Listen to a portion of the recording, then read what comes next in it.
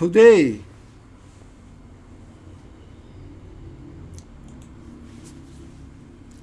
is 13th of December 2024, Friday.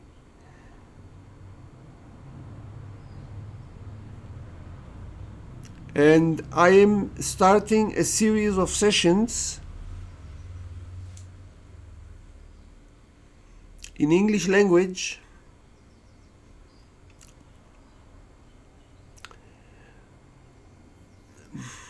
I have done this type of sessions already beginning of this year, in Spanish language and in German language. You can check it if you want to listen to it also. The topic is the same. So, what is the topic?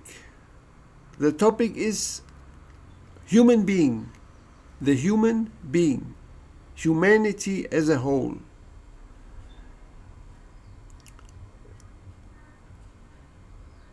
That means I am not going to talk about some specific area like politics, geopolitics, or spirituality, or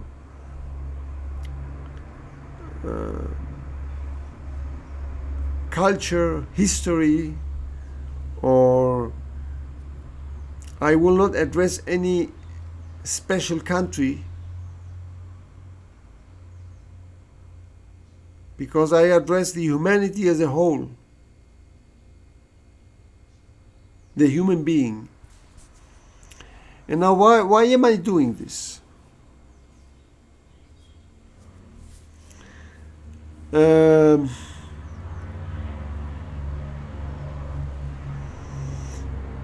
Mainly because I have observed that in all the social medias that you check up, you go through,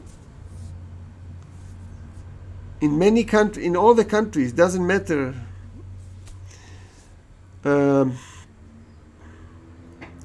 Usually people are specialized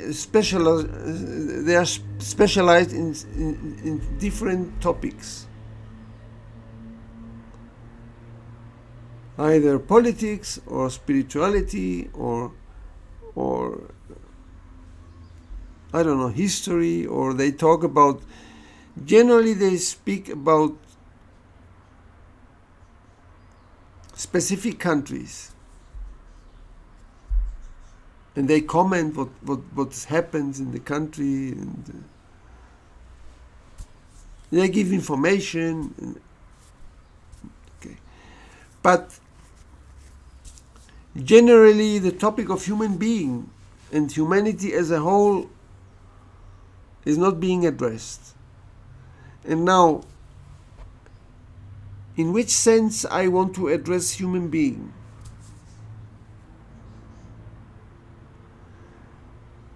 And for that,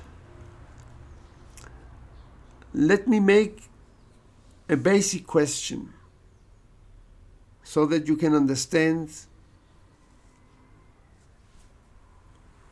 what is the concern and what is that I want to share with you, those who are interested in that and will listen to my videos. And the basic question is, why humanity behaves how it behaves? Again, why humanity behaves how it behaves? Why?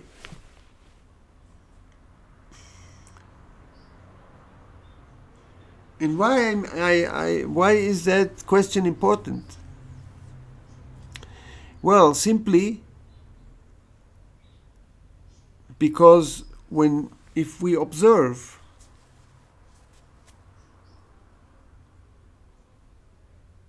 a little deeply humanity, we will find out that humanity behaves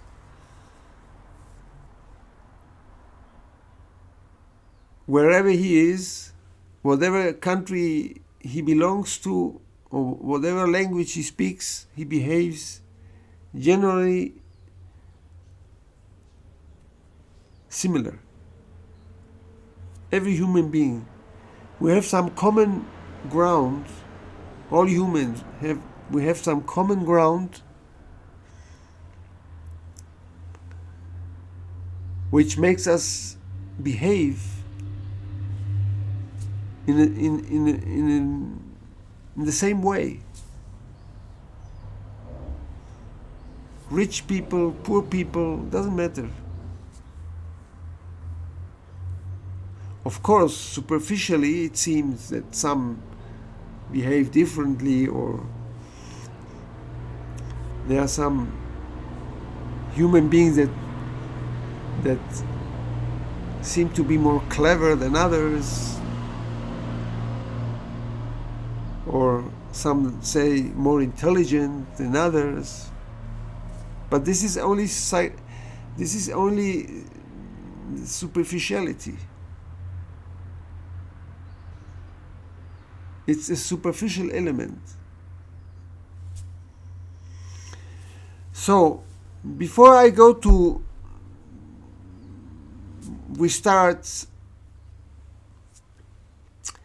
with the first element which I want to discuss in this session 1. Let me make a small recount of the world as a whole, the world and humanity, because humanity and the whole, the humanity is the world and the world is humanity. So, if we observe the countries, all the countries, and if you observe the societies, human beings, we will realize that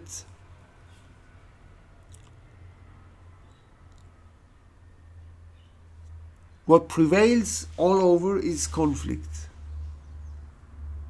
This is irrefutable.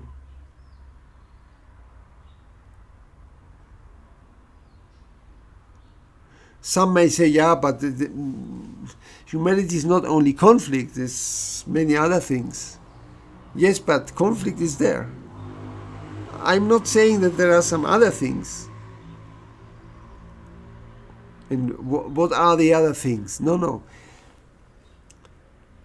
But the conflict is there.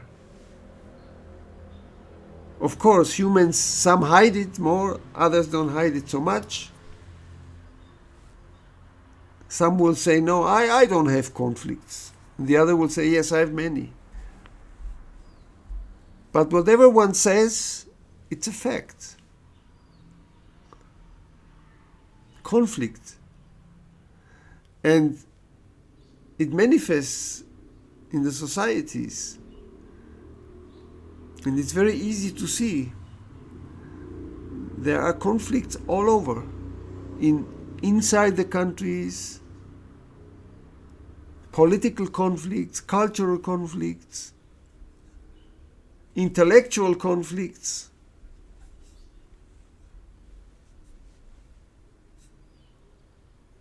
And then conflicts between one nation and another. Conflicts between nations. Conflicts between institutions.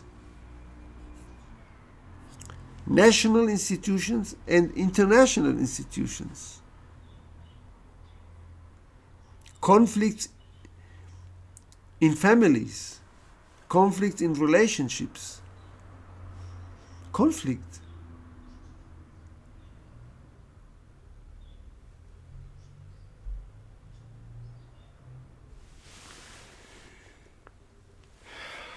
And conflict is a word, it's just a word, but if you extend it a little more, then part of the conflict are the wars, because we also have wars, all types of wars. War is actually an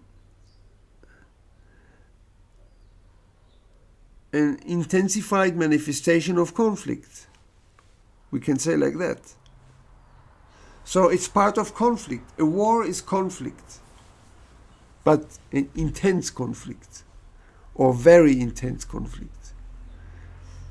The same is violence. Violence is part of conflict, because where there is conflict, there must be violence. It's inevitable. Even if it's psychological violence, it's violence. And of course, we have killings constant, all over. I mean, human beings, they kill each other. So this is a statement. This is a fact. It may not be nice to say it, but it's a fact. And I want to say it because we need to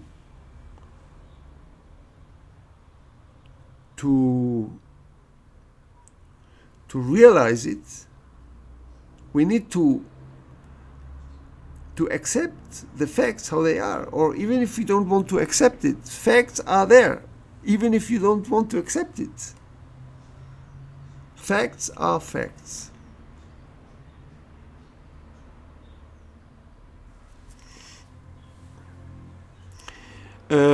So I'm not going to talk about countries, politicians, or different political ideas. I'm not going into opinions, ideas. I'm not going to give my opinion. My opinion is irrelevant. I don't have any opinion. I'm not interested in opinions. It's not opinion. I want to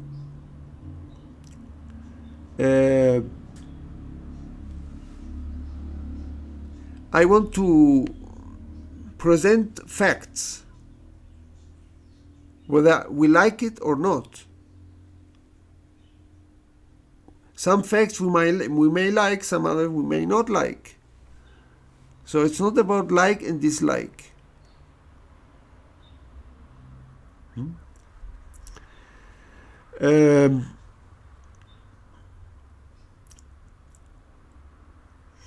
So when we observe the world, when we observe ourselves, when we observe the inner relation, the relationships of humanity, there is this common factor. And you know, there's another point.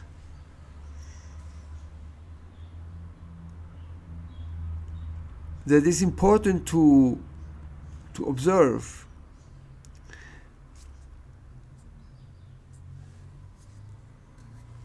We are human beings,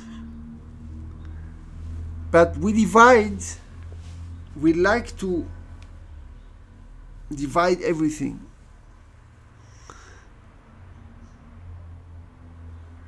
So women fight for their rights, women's rights, because women, and men fight for their rights. So I'm not a woman, so I fight for my interests or what I am. I am a man, I'm not a woman. So I make distinctions. We make distinctions. And we lose sight of what is common to every human being. The end is totally irrelevant if you are a man or a woman, or even if you are a child, Of course, there are differences in the superficially. In superficially, of course, a man is a man, a woman is a woman. We have physiological differences.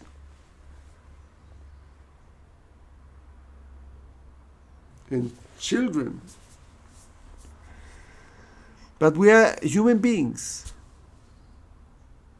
And there are some things that are common to every human being, which is the species of the human being. So, now,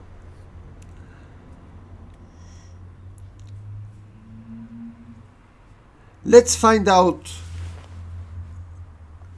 make a basic question now. Again, another basic question. First question was why humanity behaves how it behaves. And how does humanity behave? Or human beings, how do they behave? They behave contradictory. They express their conflicts.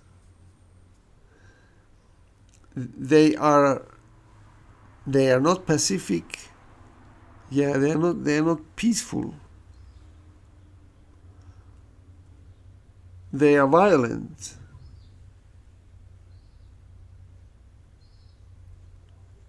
They may not show it always. Many things are latent there, but it's there. It's there.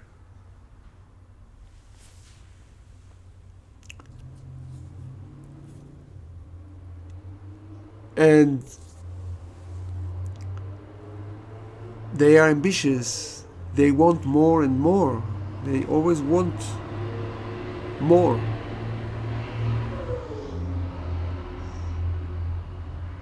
Not only more money, they also want more of everything. They want to be more intelligent than others. It's always a measurement. We always compare. He's better than the other. I am better, or I'm worse than this one. I want to be like this one. We imitate. What we like, we imitate. Or what we don't like, we refuse. But it's the same, it's the same coin with different faces or different sides of the coin,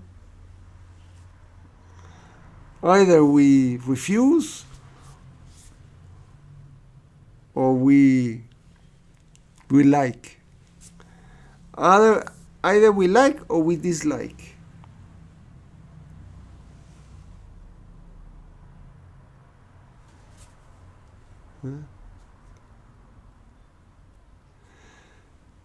So, this is how humanity behaves, and actually the basic ground of everything is conflict.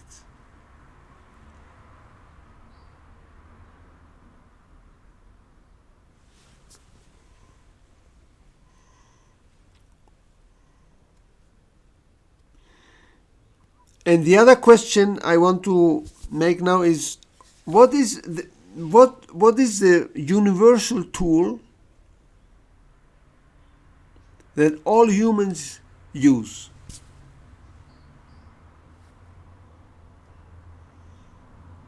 There is a tool that everybody uses, and it's extremely important, which every human being considers indispensable. Without that tool, nothing is possible.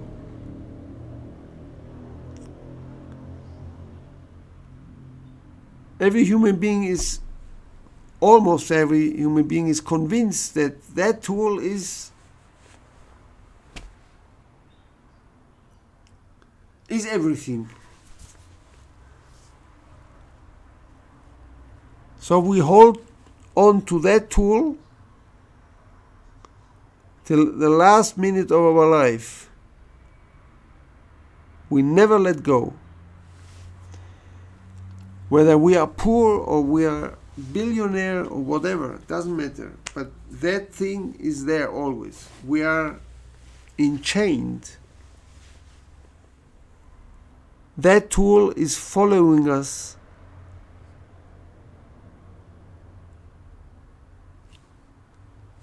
throughout life. What is that tool?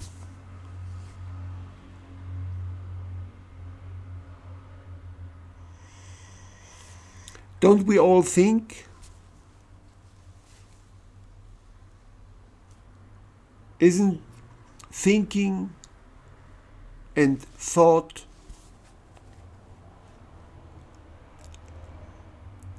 our universal tool?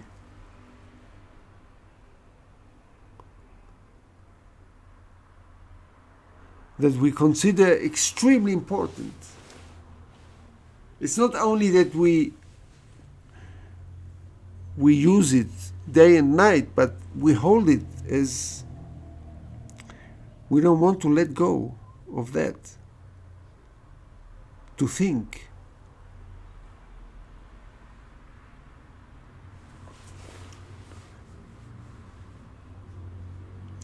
And we make a lot, all sorts of things with that tool. We give it hierarchy. We give it we evaluate it. We give it measurement. We talk about good thought, bad thought, intelligent thought.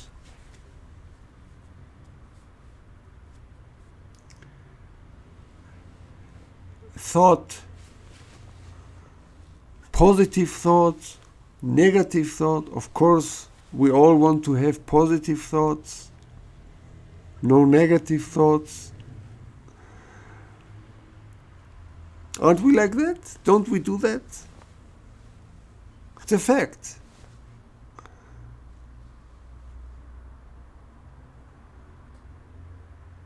It's a universal thought. Tool. It is our tool. We cannot make one step in life without thinking. Haven't you realized that? Not one step without thinking. We are unable to do it. Now, some will say, well, that's not possible. How can we not think? This is another basic question. Is it true that life without thinking is impossible?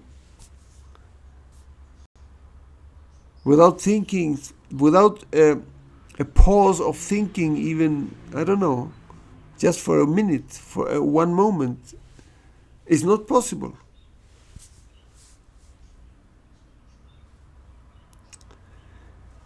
Whether is it possible or not, the fact is that we are not able. If it's possible, just say, if it's possible to be free of thought at some point, we don't know.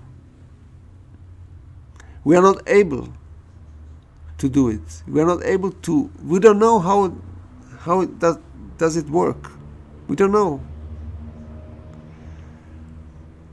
So, because we don't know if it's possible or not, we conclude that it's not possible. Which is, in case it's possible, that conclusion would be a fallacy.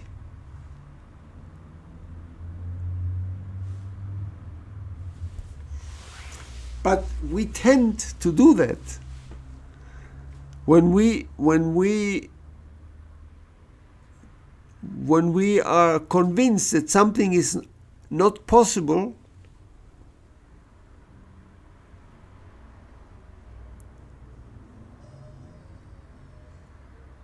because we feel that we are unable, we say it's not possible. But the inability doesn't mean that it's not possible. There are two different things. But we conclude immediately it's not possible. Instead of just find out and say, maybe it's possible, but I don't know if it's possible. That would be a different way of dealing with it. But we say, no, it's not possible.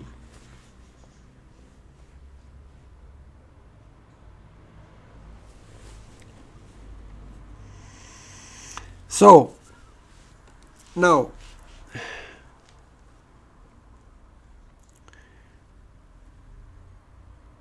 we have one important thing we find out now, which is thought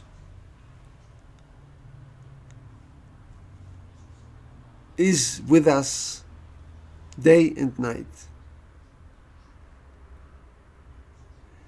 And because thought is with us day and night, that's why we think day and night. Without thought, there would not be any thinking possible. But we think because there is thought, and thought is there all the time. So, now, let's start.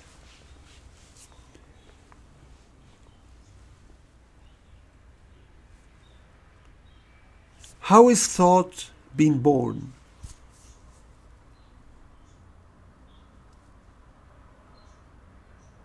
Why does thought exist?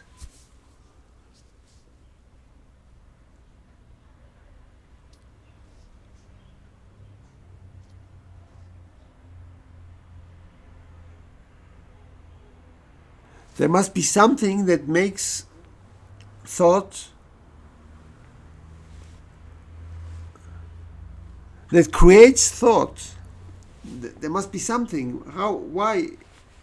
Why do we have thought at all?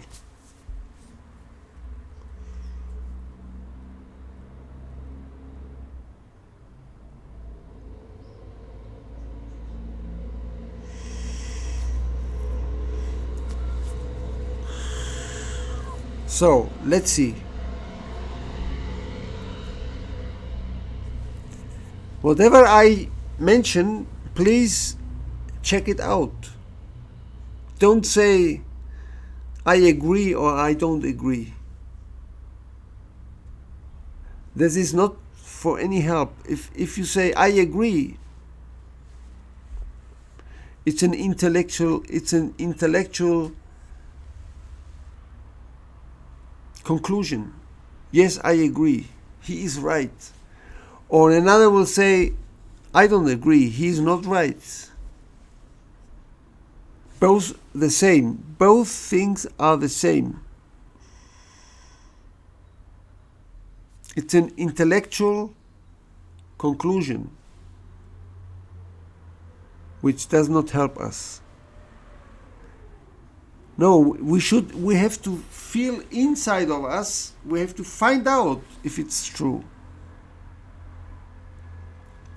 To find out if it's true, we have to be on the zero level and not say, that's not possible, that's not true. Or he is right, I agree. Or the other, I don't agree. This is stupid stuff. Nothing of that helps. Find out.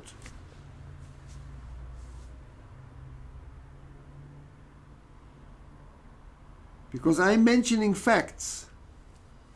And now you have to somehow develop this sensibilization in you to distinguish very subtle things.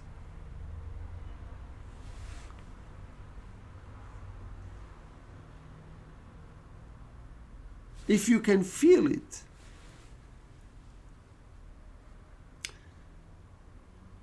and you will later understand why it is so difficult.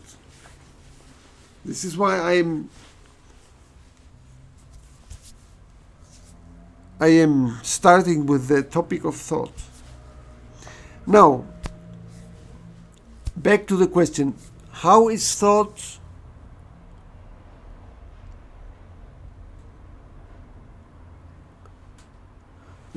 being created? Why does thought exist?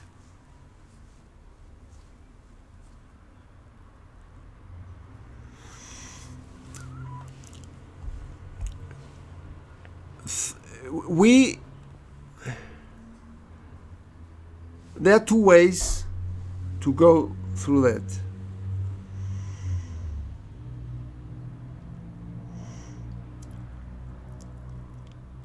Let me go from one direction, then we go from the other direction. Thought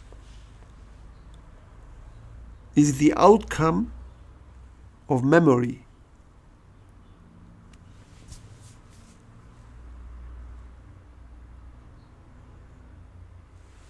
And now,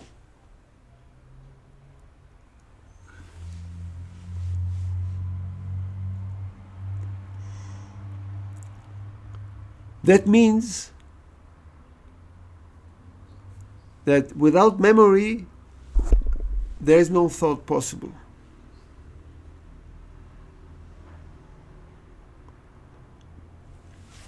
So,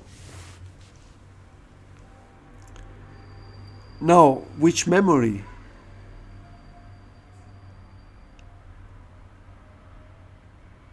What is memorized? And what do we memorize?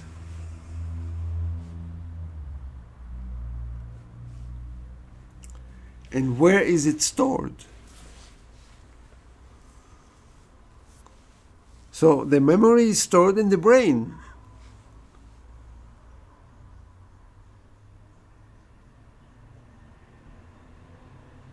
In the brain.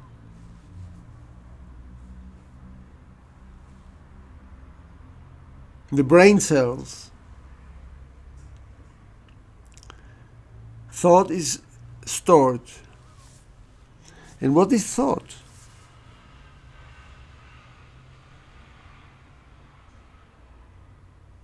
So what is it? Because thought is the outcome of memory.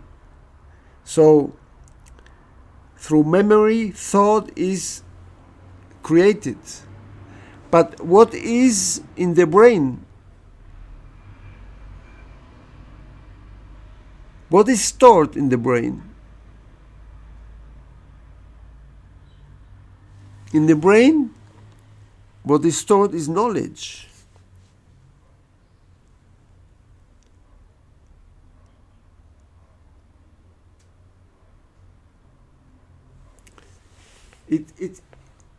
It's the knowledge that is stored in the brain.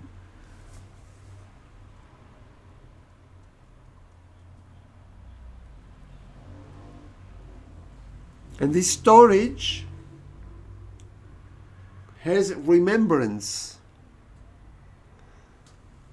And thought is the remembrance stored in the brain of knowledge. You have to go very slow, but it's very important.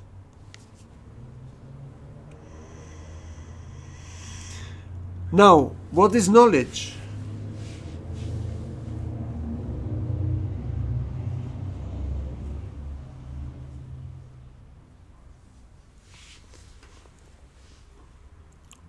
How does knowledge come about?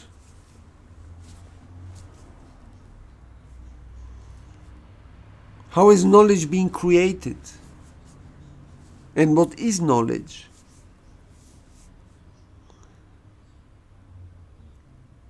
Knowledge comes out of experience.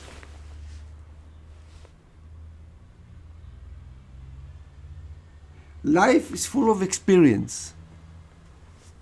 Constantly, experience.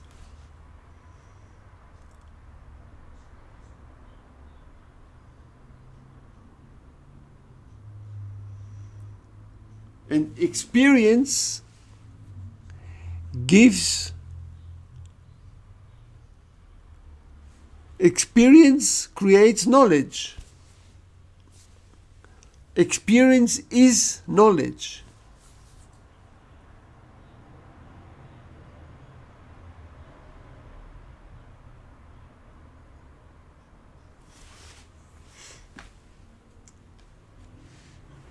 So, it's a movement.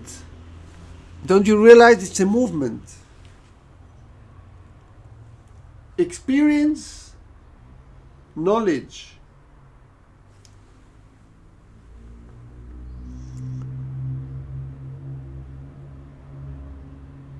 Knowledge stored as memory in the brain.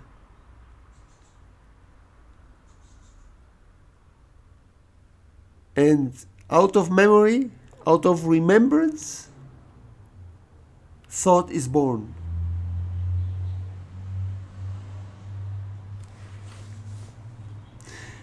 Once thought is born, then thinking is possible.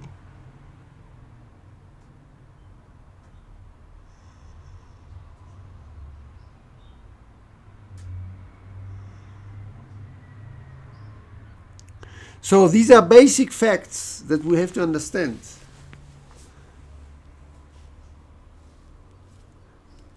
Because you may not have ever made these questions yourself. You didn't make yourself these questions.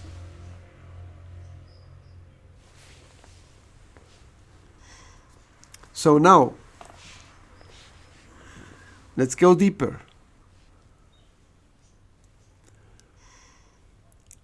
If thought is the outcome of memory stored in the brain, which is knowledge,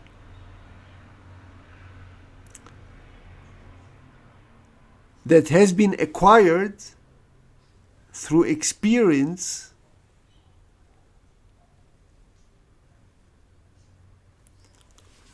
we have a movement of time.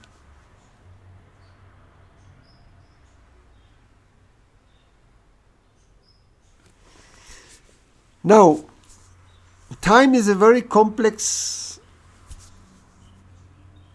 the word is one thing, but what is time? This we will go in another session. We will go into what is time.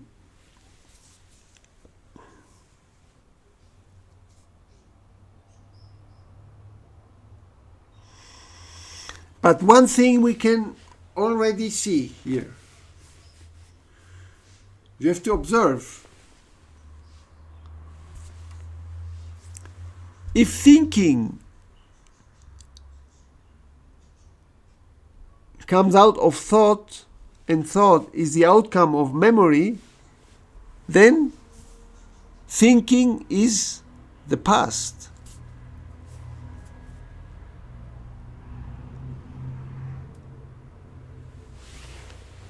It's always the past.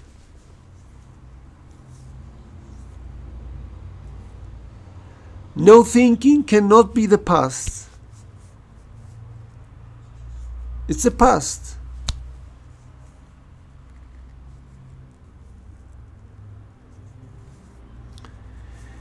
And if thought is born out of the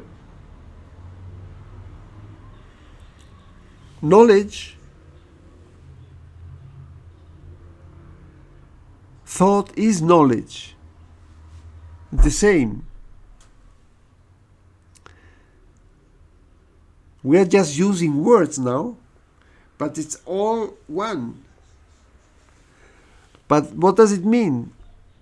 That knowledge is also the past.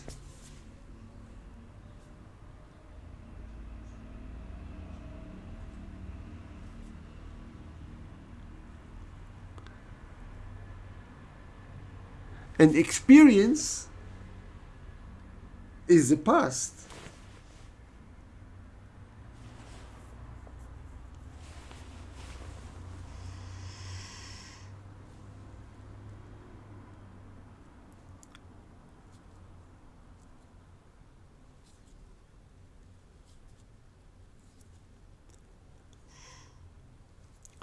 So,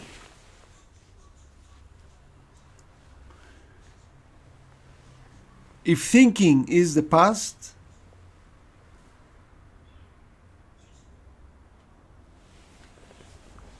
then we have to go and make a question.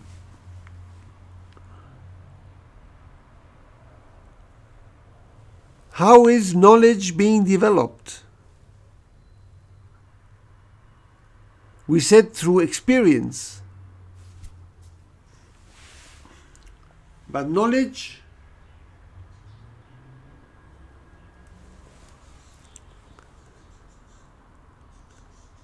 is put together, is added through experiences. It's like it's accumulative. It's accumulation. Knowledge is always added. One knowledge adds to another knowledge. So it's always more and more and more.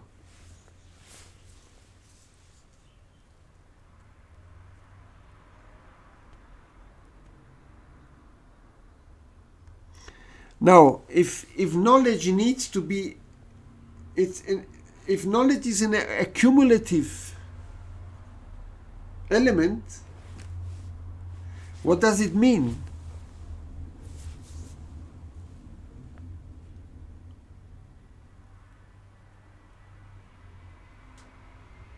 It means that the accumulation is in time. It's accumulate in time, the past, and that knowledge is always one part of the whole.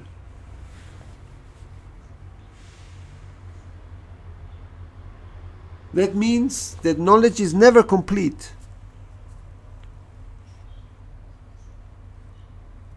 Total knowledge is not possible. Total knowledge is impossible. Because it's the nature of knowledge that is put together. It is added through the ages. Knowledge is added. Today we have this knowledge, and tomorrow we will have more knowledge, something added, some part. But they are always parts. It's never the whole.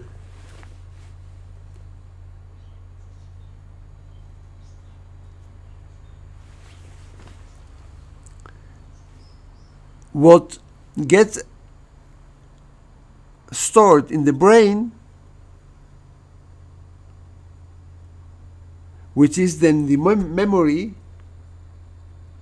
is also parts. And the outcome of memory, which is thought, is also the past. it's also, of course, the past, and it's incomplete.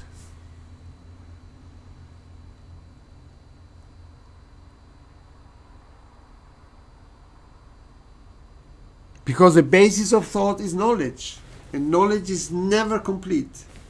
It's always incomplete.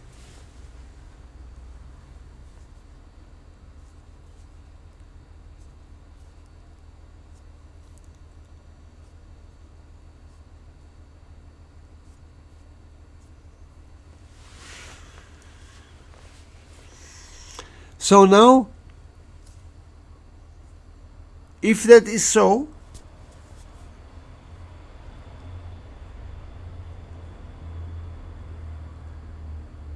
then we see that our universal tool that we use is never complete.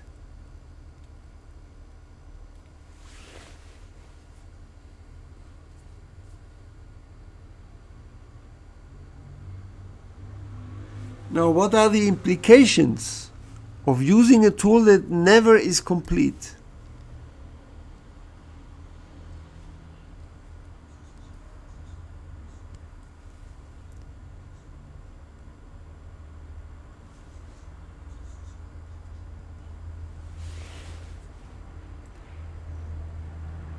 The implications are many, but one of the implications is that thought has many flaws, because knowledge has many flaws.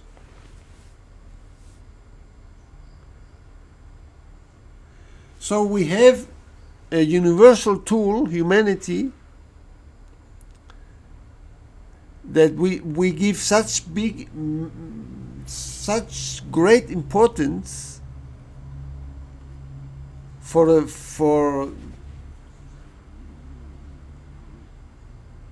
the solution of everything, for our decisions. Always thought is there.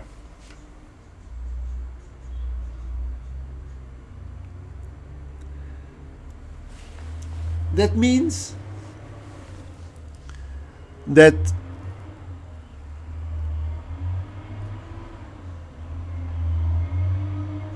if we only hold on to thought through thinking, that conflict is inevitable. This is an amazing realization, if that is so. Conflict is inevitable.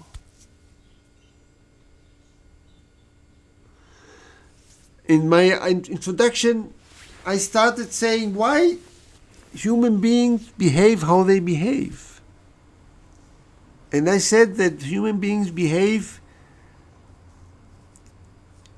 incoherently, contradictory, have conflicts,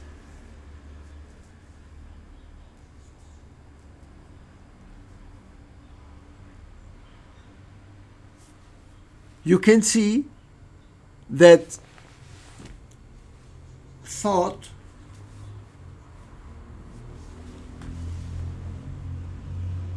is the cause.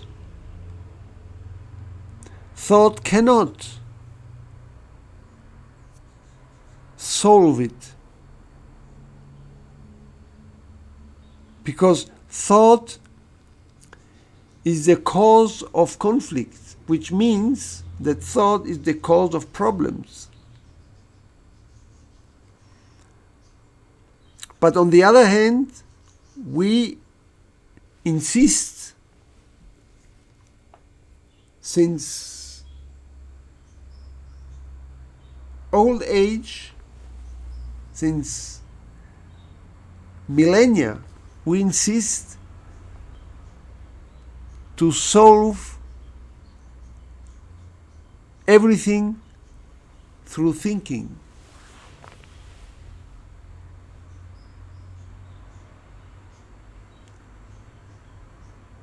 And I said that if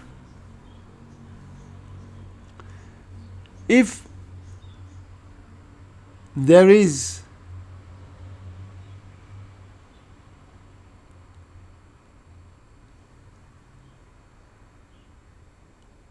a way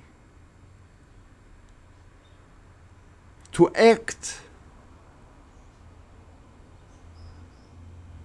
free of thought, if that is possible,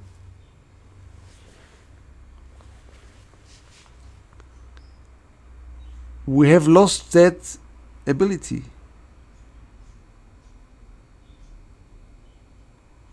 Because we can almost for sure say that hardly no human being knows or realizes that he can act free of thought at some point. Once in a while. That thought is there. And thought has its place. I'm not saying that thought has to be eliminated. I'm not saying this. But thought is very limited.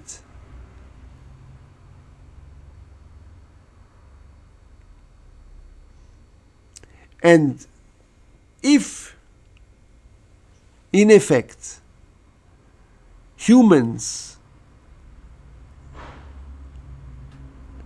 have the possibility to act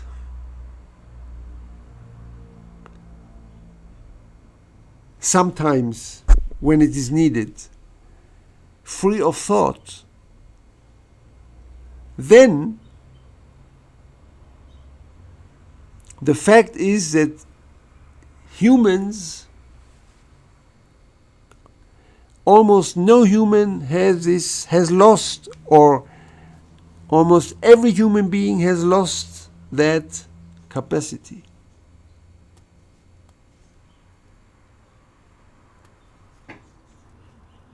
Because every human being will say, it's not possible. We have to think. Without thinking, how?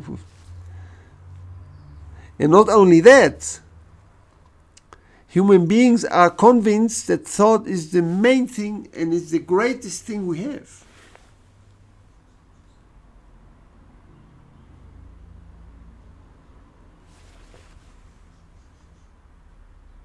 That without thinking we are nothing.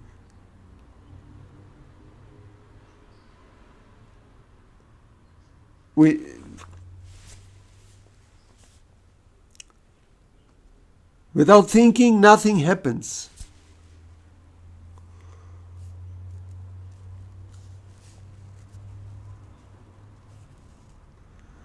So, let me now, I want to inspire you to go into one important topic and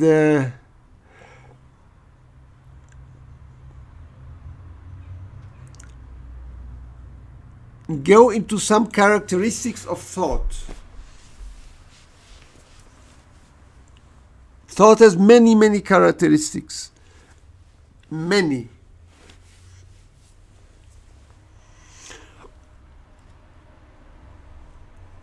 So, let me enumerate some. Thought is the movement of the past. Always.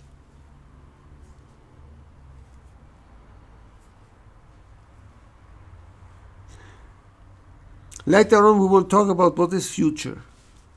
But let's stay with thought first. Thought is the movement of the past. Why movement? Because we said that it's a movement.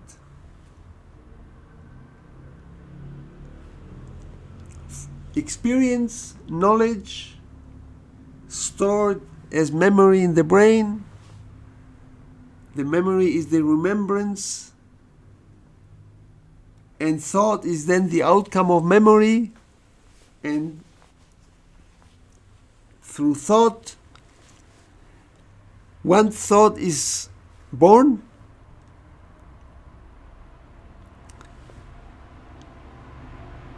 we think. It's always the past. Because knowledge is always the past, and the memory stored is the past. Now, what does that mean? It means a lot. What does it mean?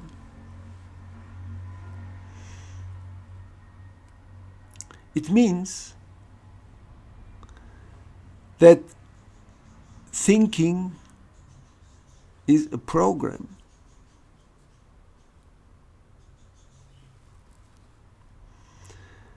And which program do we have? That which is stored in the brain.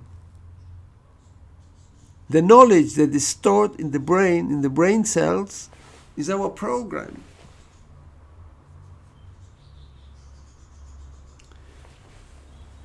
This program, we recall this program constantly.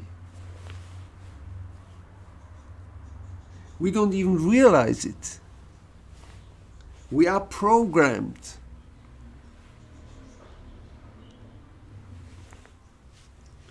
Through the knowledge that we accumulate.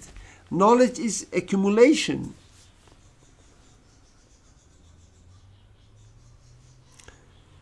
So, actually, we act like, what do we do with the computers? A computer without memory storage is useless. The first thing that the computer needs to function is you have to feed it. It has to be fed with a lot of huge amount of memory. It says memory.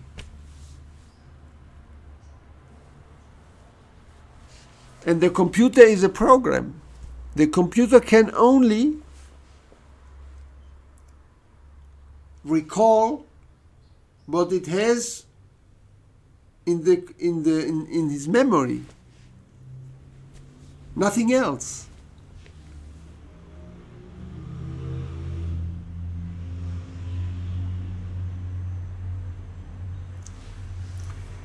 And humanity is the same. We only recall what is stored in our brain, which is knowledge.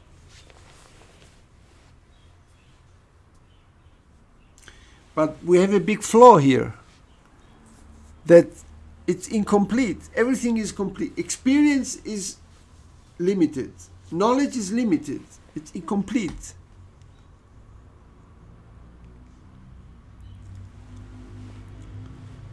As knowledge is incomplete, what is stored in the brain is incomplete,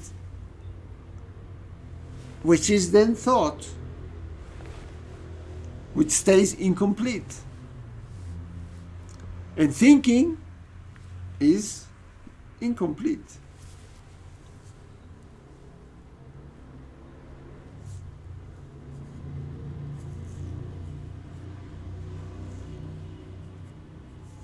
Now, what is it that provokes incompleteness? This has a lot of implications. Something incomplete means that it's fragmented.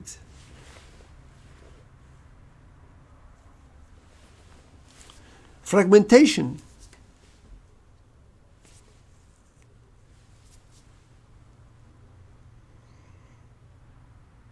What else? It becomes mechanical.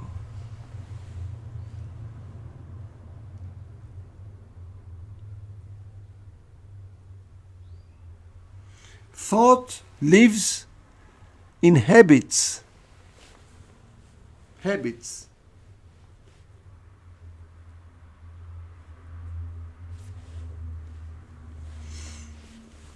Thought is a program from the past.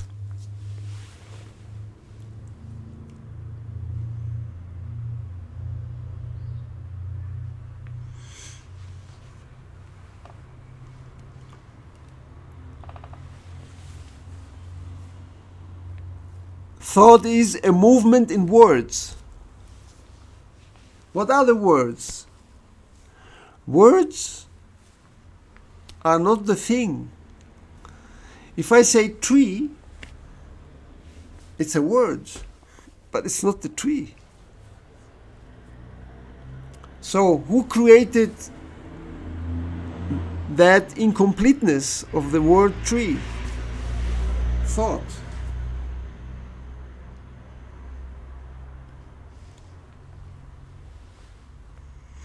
Thought created the incompleteness of the word or the term.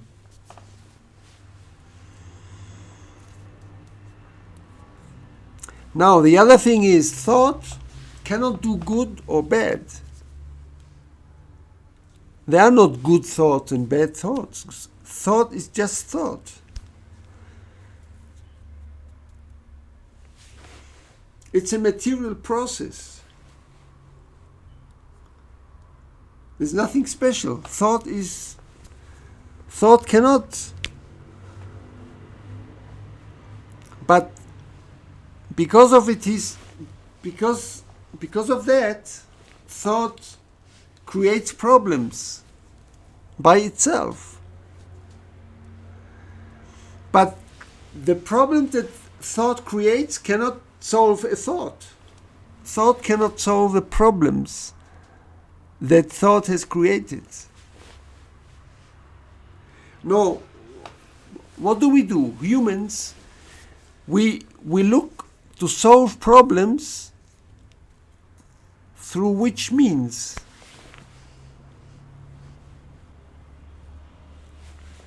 Through thinking. Is that possible? Can we solve problems through thinking? Can we find a solution of a problem through thinking? Is that possible?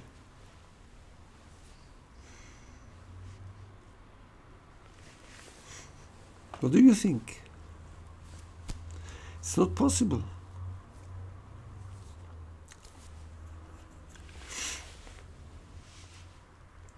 Thought has created the world in which we live.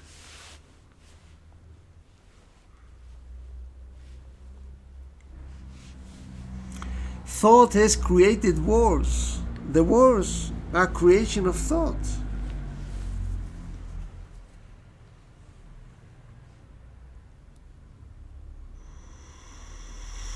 Thought is contradictory. This is why the thinker is contradiction.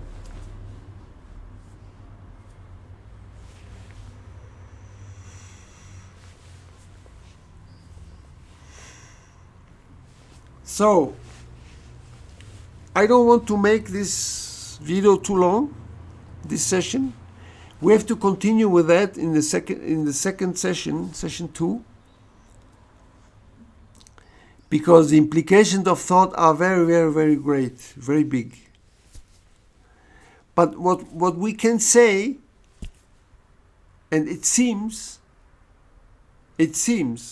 by what we have found out, it's not an opinion, that thought is problematic.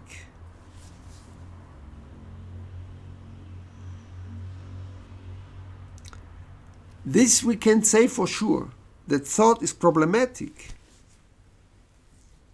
At least problematic. Being very, very careful choosing words. But we will find out later how problematic thought is and why thought is problematic. Of course, we understand that because thought is incomplete, it will have flaws. And if we act through flaws, conflict is inevitable. And if we have conflict,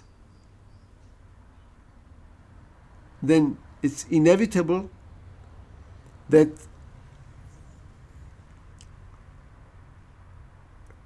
a lot of confusion is created in humanity. Because the confusion is born out of thought. Can't be otherwise. How can it be otherwise?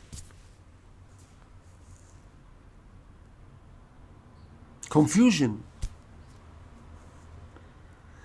So it's not the human being.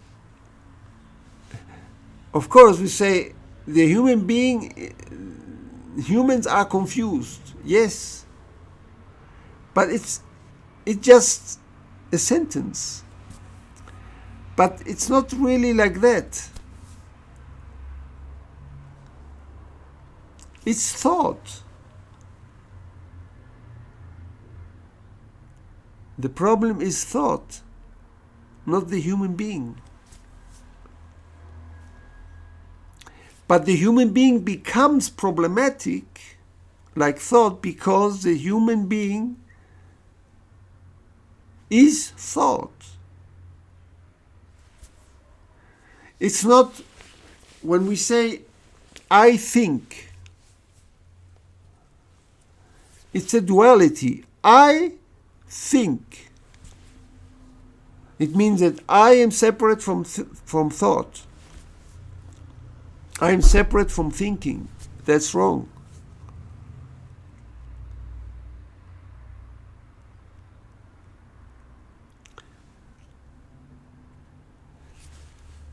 I am thought.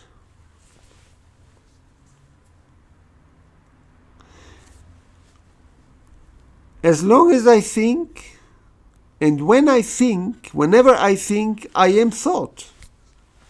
I am the thought that I am thinking.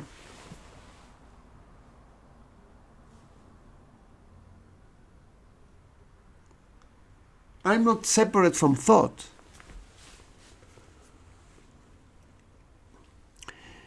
This misnomer comes from thought. Because thought is divisive. It divides everything. So when we think, we have all these thinking qualities, and the thinking quality is confusion.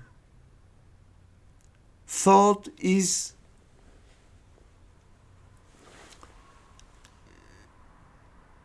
divisive. It's fragmented. It's only one part of the whole. So, as we adopt the thinking,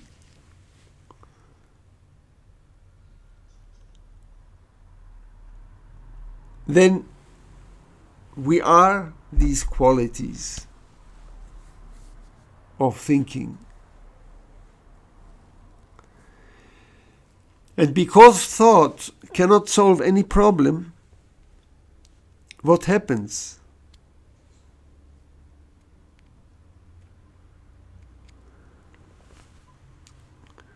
That we perpetuate the same pattern, and everything gets repeated in life throughout the ages.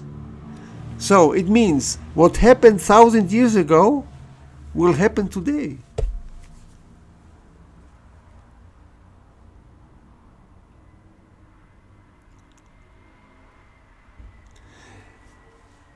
It's inevitable, because we didn't change. We stay with this pattern of thinking, but we didn't realize that we are slaves of thinking.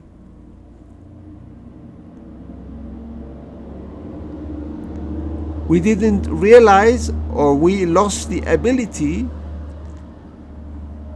if that is, I'm still careful, if that is possible, we lost the ability of acting free of thought. Because the acting free of thought would be total different acting. Because then we are not in the past. And we are not fragmented.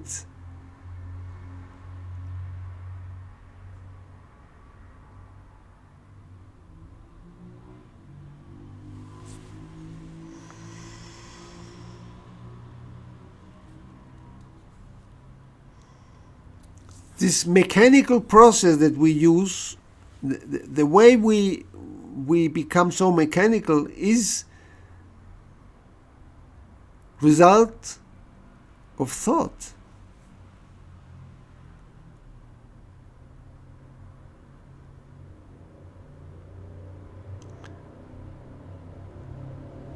So we follow this pattern of thinking through remembrance, always the past,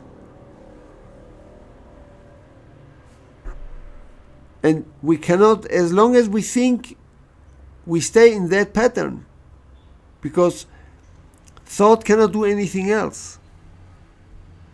Thought can only do that. And humans, while thinking, they are thought. So we are thought. And if we are thought, it means that we have the quality of thought. All the qualities of thought we have in us. And what are these qualities of thoughts?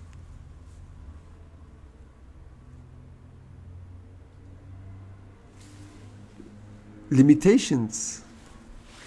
Constant limitations, conflicts, unresolved problems, and creators of new problems. Thought creates always confusion and creates problems, new problems, and new conflicts. And thought tries or pretends to solve the problems that it creates. So what happens? Thought modifies itself, which means if there is a problem and thought modifies it to solve that problem, what happens is it may have modified the problem, but it has created a new problem. So it has modified the old problem, just modified. It didn't disappear, because thought cannot solve any problem. But then it creates also, by the modification, through modification, it creates a new problem. And then goes to see how he can deal with the new problem. And how does thought deal with the new problem? By modifying the new problem. So all stays the same. So we go around in a circle as human beings, as thinking human beings, and never can solve any problem. Now, just to end this session, I want to mention one thing which for people is always very important. People always say, yeah, but thought through thinking, we have advanced immensely in our technology, because we are not living like we lived 1,000 years ago or 100 years ago. No, there is a change, and technology has advanced immensely, and it has improved our life. No? Yes, it's true. But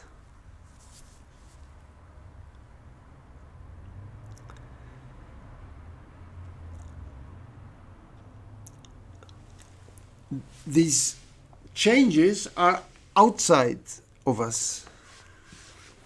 The changes have not solved our basic inner problems. So, before we used to we needed a horse to travel by horse, and now we have aeroplanes, we have cars, and so we have improved. We have improved.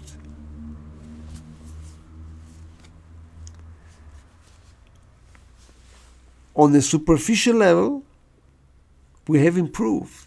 Technologically, we have improved. But human-wise, we stay the same.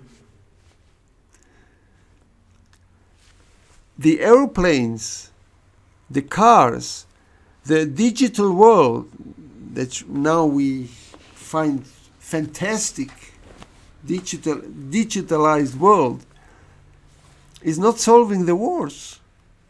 We continue with wars. We continue with conflicts. We continue fighting. We continue killing each other.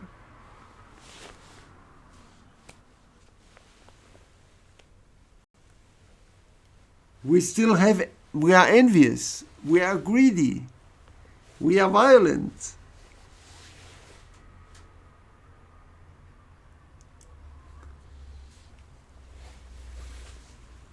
We don't live in peace. We are full of conflict inside of us. But we have this technology which has improved our life. Yes, but what does it mean? It has improved our life superficially.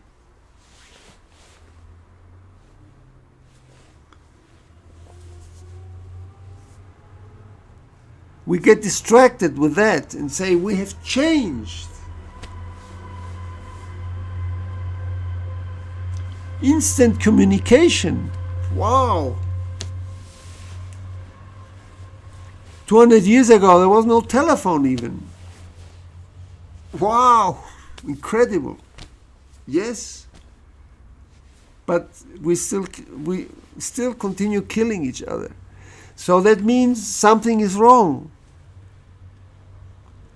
What is wrong? Technology has been developed and is being developed every day through thought, through thinking. Thinking is knowledge. It's always limited. This is why humanity, the basic human elements, are stagnated, stay the same.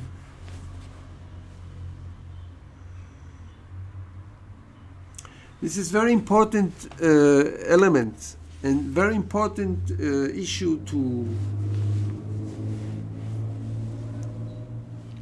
understand when we talk about technological advancement.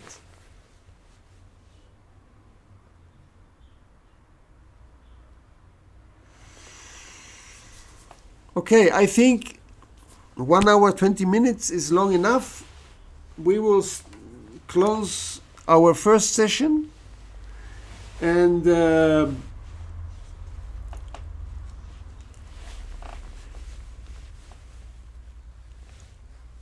I will continue in the second session with the same topic.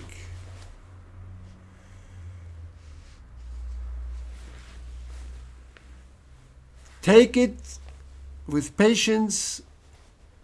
The words are not the main thing. You have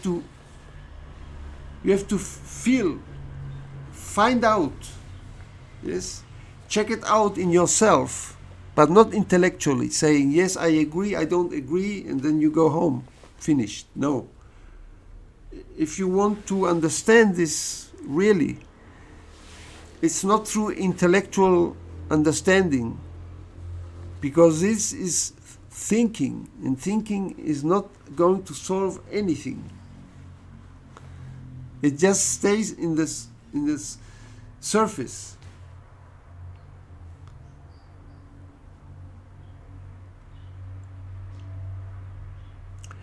So, I will close the session, and I'll see you in the next session, number 2. Have a nice day.